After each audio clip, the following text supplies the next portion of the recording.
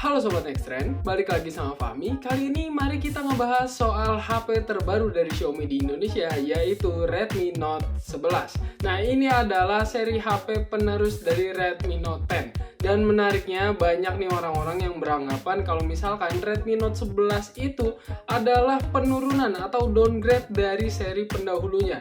Tapi apa iya? Makanya kali ini gue mau ngebahas soal preview Redmi Note 11. So, buat yang penasaran, langsung aja tonton videonya sampai habis.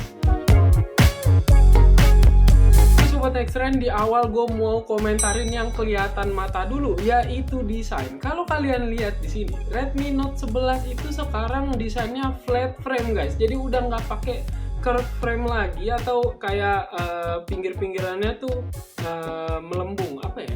Sebutannya melengkung. Nah, melengkung gitu. Jadi itu sekarang udah flat frame yang kalian itu bisa menemukan desain-desain ini tuh di HP-HP kelas atas yang nggak perlu gue sebut ya. Dan kalau misalkan ngeliat HP-HP Android sekarang juga rata-rata nih sekarang udah pakai flat frame kayak gitu. Dan pengalaman gue pakai HP yang flat frame sih enak ya, lebih enak di genggaman dan kayak nggak gampang jatuh aja gitu, kayak nggak lebih licin. Nah, terus kalau misalkan ngomongin soal layarnya, Redmi Note 11 ini juga ada kok peningkatannya. Peningkatan dari refresh rate. Sekarang Redmi Note 11 itu punya refresh rate 90 Hz. Ini adalah peningkatan dari Redmi Note 10 yang waktu itu punya refresh rate 60 Hz.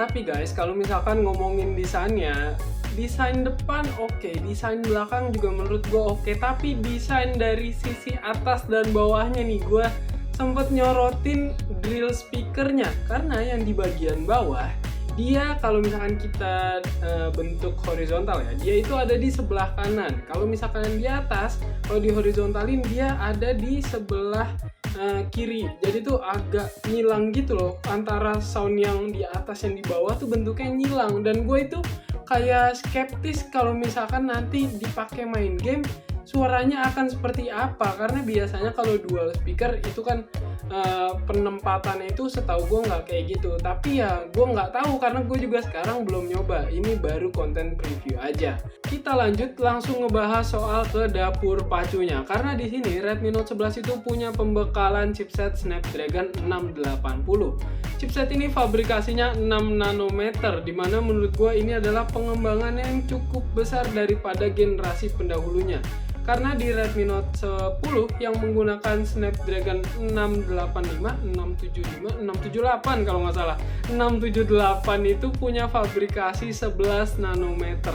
Jadi beda ukuran 5 nanometer yang menurut gue itu cukup berpengaruh. Ditambah klaim Xiaomi juga bilang kalau misalkan chipset yang satu ini bisa mengefisiensi daya hingga 20% dari generasi sebelumnya. Lalu kalau misalkan ngomongin dapur pacu, kayaknya nggak afdol kalau misalkan kita ngomongin soal memori penyimpanannya juga. Nah, untuk Redmi Note 11 di Indonesia, dia punya dua opsi. Yang pertama ada RAM 4GB dengan memori penyimpanan 128GB. Lalu yang kedua ada RAM 6GB dan 128GB. Gimana? Menurut gue sih ini cukup gede, tapi kalian kalau misalkan kurang, Xiaomi juga memberikan fitur ekspansi RAM yang membuat RAM dari kedua opsi memori penyimpanan tersebut jadi lebih luas lagi.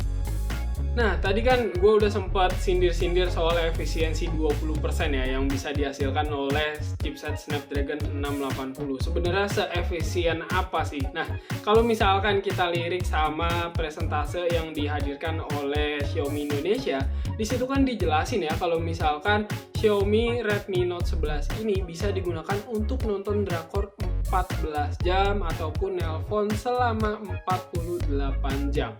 Ya menurut gue ini cukup oke karena baterai di Redmi Note 11 ini masih berkapasitas 5000 mAh sama kayak pendahulunya, dan untuk fast chargingnya dia juga punya 33 watt Pro fast charging. Gue sih nggak tahu ya ini ada perbedaan nggak sih antara penamaan fast charging biasa yang ada di Redmi Note 10 tahun lalu sama Pro fast charging yang ada di Redmi Note 11 sekarang. Nah, yang terakhir yang mau gue bahas mengenai Redmi Note 11 ini adalah MIUI-nya, karena Redmi Note 11 ini langsung hadir dengan MIUI 13. dimana ini adalah sistem antarmuka terbaru dari Xiaomi.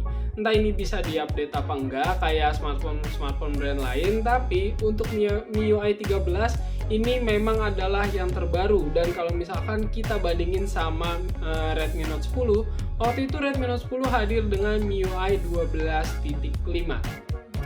Oke Sobat Nextrend, jadi segitu dulu untuk preview Redmi Note 11. Nah, untuk lebih lengkapnya mungkin kalian bisa lihat spesifikasinya berikut ini.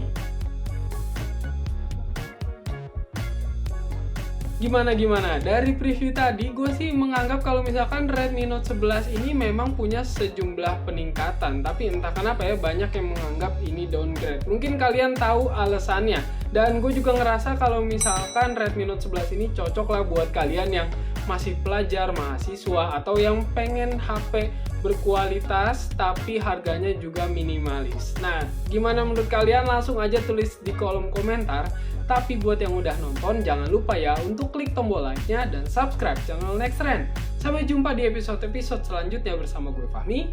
Bye-bye!